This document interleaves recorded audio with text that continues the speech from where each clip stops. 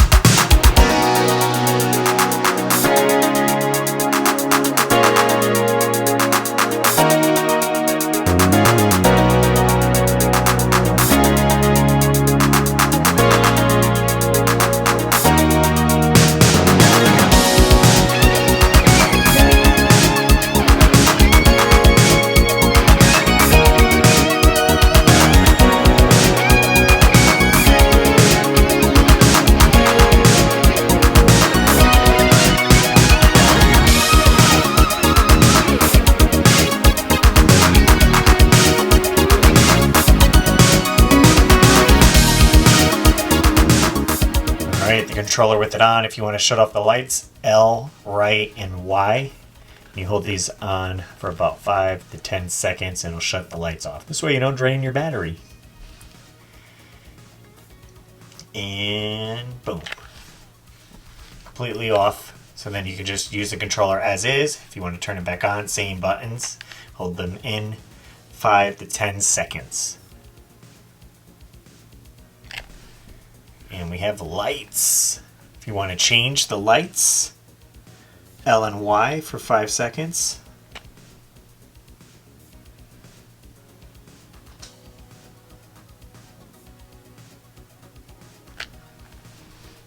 So now it's blinking and it's showing which light you want to change.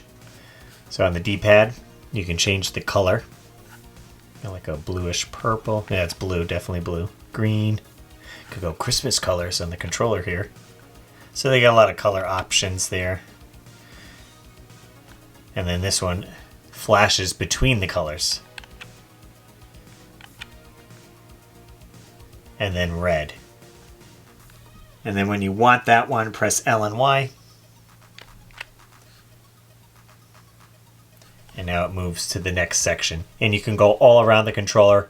You could change each one, have the analog sticks red and maybe the D-pad and the buttons blue. So pretty neat. Now you can't change each individual Y, X, B, and A, just the whole thing as a unit, unfortunately. So only a little bit of options there, but still pretty neat that you get to change them in different sections. If you want your buttons to stand out a little bit different than from your D-pads or whatever. So I did blue on the trigger buttons and then changed my analog sticks to blue. And it cycled around, so now this one is blinking. And if I want to finish and exit setup mode, we're going to hold Y and L. So you hold that in and then it will accept which colors you pressed in. And there you go, it stopped blinking. And there is the glowing controller.